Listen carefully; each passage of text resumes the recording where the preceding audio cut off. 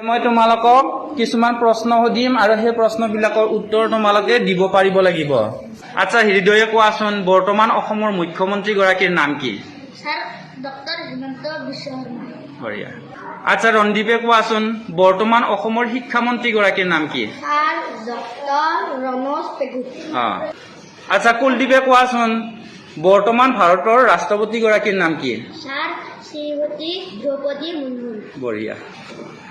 এইবাৰ অংকুৰে কোৱা যে বৰ্তমান ভাৰতবৰ্ষৰ প্ৰধানমন্ত্ৰী গৰাকীৰ নাম কি? স্যাৰ শ্ৰীযুত নৰেন্দ্ৰ মোদী।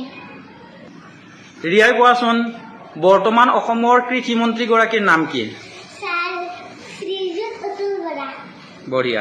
এইবাৰ ধিয়াই কোৱাচোন বৰ্তমান নলবাৰী জিলাৰ প্ৰাথমিক শিক্ষা বিষয়াগৰাকীৰ নাম কি? স্যাৰ শ্ৰীযুত হিমন্ত কুমাৰ ডেকা। বঢ়িয়া।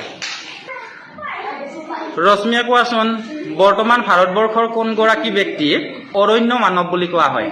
স্যাৰ যাদৱ পায়েল। বঢ়িয়া।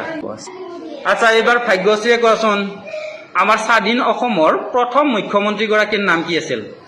স্যাৰ শ্ৰীযুত গোপীনাথ বৰদলৈ। বঢ়িয়া।